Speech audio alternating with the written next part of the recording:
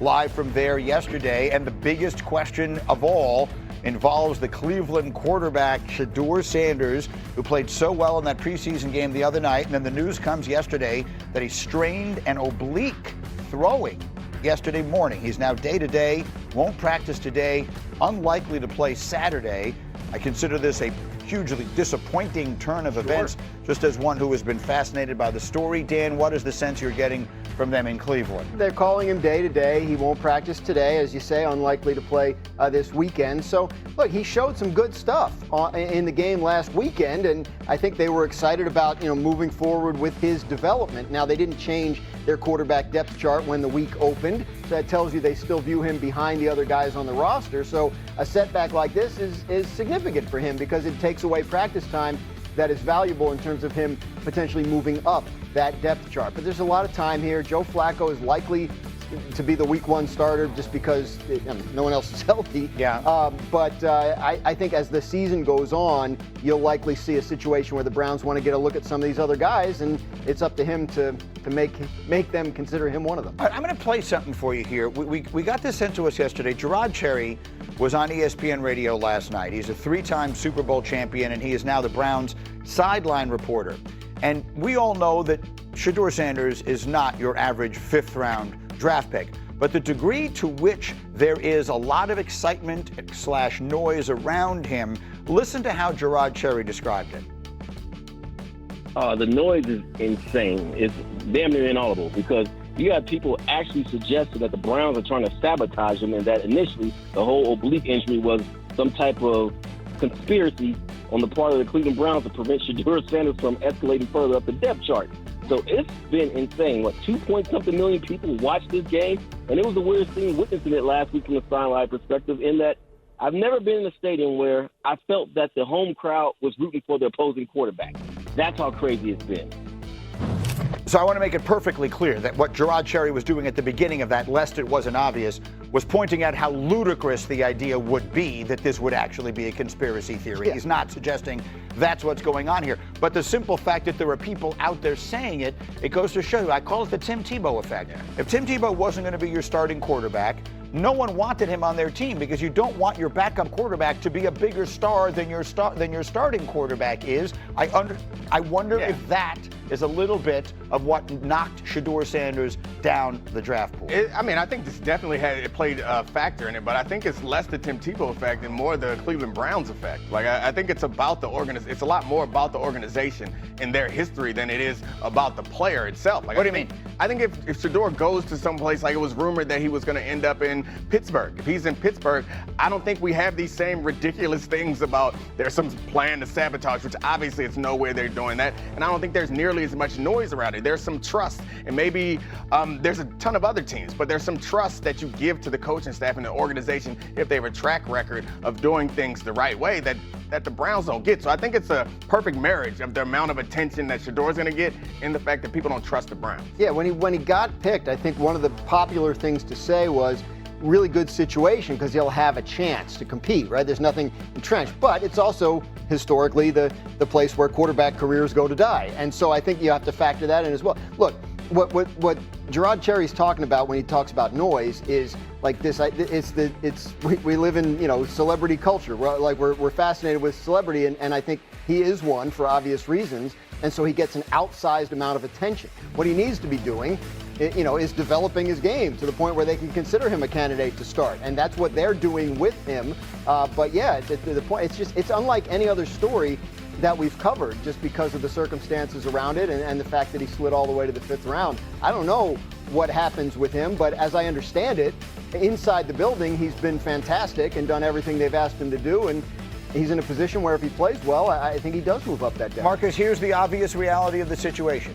If Shedeur Sanders is on the Browns roster when this season begins, my expectation is he will be. Not a certainty, but I would guess he will be, and they lose a few games to start their season, the fans are going to want to see him. There's no reason to have a 40-year-old Joe Flacco starting for a team that has a losing record. The fans are going to be yelling for him, and by and large, NFL teams worry about stuff like that. What is your take on it, Swagoo? Yeah. I think that's the truth, G, and he puts pressure on him by his performance, which is why the oblique injury is so unfortunate, because if he continues to have success and show that he can move this offense forward and be the quarterback that the Cleveland Browns need in one of these young guys, then it is going to get loud for him to come in the game. The other thing is this too, and like, we can't run from this reality. Shedeur is beloved by the black community in football, and they felt like he was wrong on draft night, going 5th round. So the noise that was created now in this Cleveland Browns situation is he's an underdog.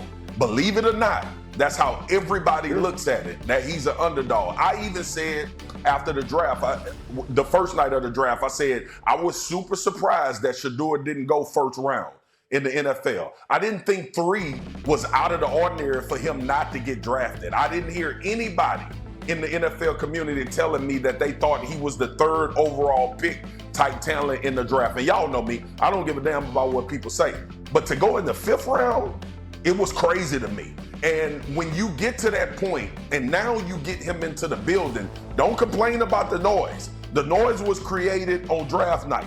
The noise was created throughout the situation of him not being drafted until the 5th round and seeing quarterbacks that he played better than in college go before him. So this hasn't started because Shedeur had a good preseason game. This started long before he showed up to Cleveland and they decided to take him in the 1st round. And you can look throughout the stands. You can look throughout the game and see how many people had 12 jerseys on. That's the most jerseys for a 5th round quarterback I ever seen in my damn life. Pee-wee football all the way up into the NFL. So he's going to come with a lot because people feels like, and they look at him as an underdog now who should have been one of those guys taken early in the draft.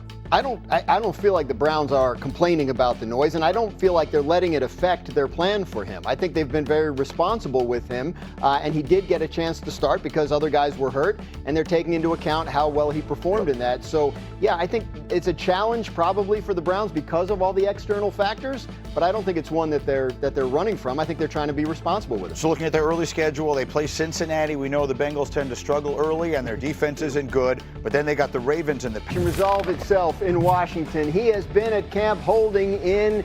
Things seem to be, pretty nice in terms of the feelings between him and the team, but still no extension in place. If no extension's in place by the time the season starts, will he play on his contract? Would he sit out games? Can they get to an extension before the season? A lot of different ways this can still go. It's the one potentially negative thing hanging over an otherwise very positive vibe around the Commanders. Yeah, I mean, I think they absolutely have to get it done. He's an important part to what they're doing down there as far as Jaden Daniels' ability to throw the deep ball. He's his best deep target. I don't understand how you enter this season, a season where it seems like they're trying to make a run without your number 1 target for your young quarterback who seems like he's going to be one of the best ones in football. Yeah, I mean, Marcus, quickly, it does feel as though this is one we thought would get done easily because they need him so desperately. We know, wants to get paid like the very top receivers in the NFL, and maybe they don't view him that way. How would you describe the situation in D.C. right now, Swagoo? Dumb as hell. It's one of the stupidest things that I've seen this offseason. It just seems like it makes all the sense in the world. Jaden Daniels still on the rookie contract. You let some big-time contracts go that you had with some D-linemen, Jonathan Allen. Like, this team showed you what they potentially could be last year, and this is the window. We talk about this all the time. When you don't have to pay your quarterback $250 million, you go ahead and take care of everyone else around him.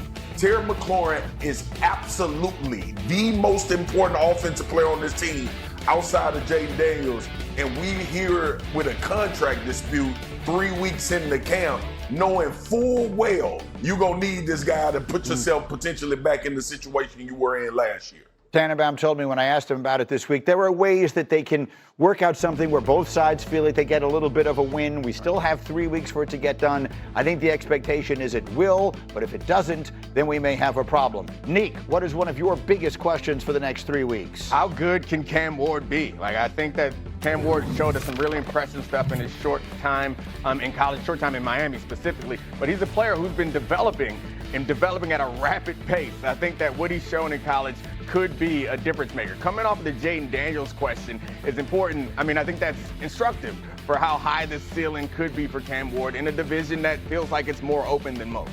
I'm going to make a generalization. So I don't know that this is always true, but I think generally the great quarterbacks, the ones who become great, are the ones who live it every minute of their lives, right? And that's what everything I'm reading about him says. He is the first guy there. For the preseason game, he was actually standing there waiting for the field maintenance crew to remove the stuff from the field so we could get out there and start practicing. Those are the things you may not know when you draft someone, then you find out, you get them in the building and he's that guy.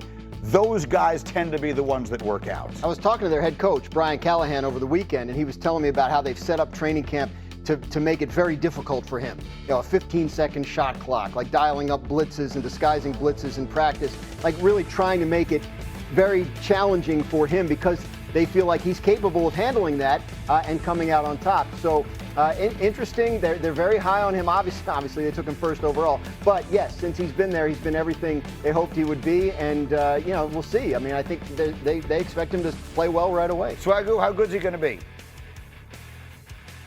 I think he's going to be really good. One, this offensive line is going to be really good. He's going to have a support staff. We see the connection he has with Calvin Ridley.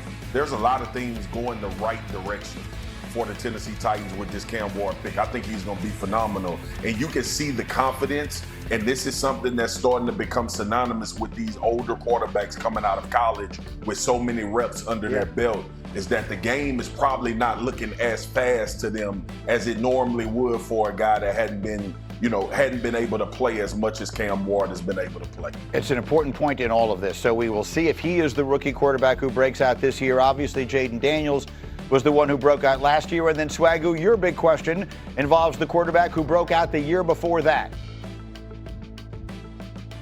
Will C.J. Stroud and the Houston Texans get back to form and make us believe they're truly a team that can compete? This offensive line was hard last year, and we saw C.J. start to worry about that, eyes dropping, making bad decisions, uncharacteristic of what we saw his rookie year. But remember, this is a very good team around him. This defense should be phenomenal once again, and if he can get back to form and they can protect him, and Mixon and that backfield with Nick Chubb added as well can give him the type of offense that he needs protection-wise and a run game, then C.J. Stroud should return back to form and be formidable, and this could be one of those sleepers in the AFC.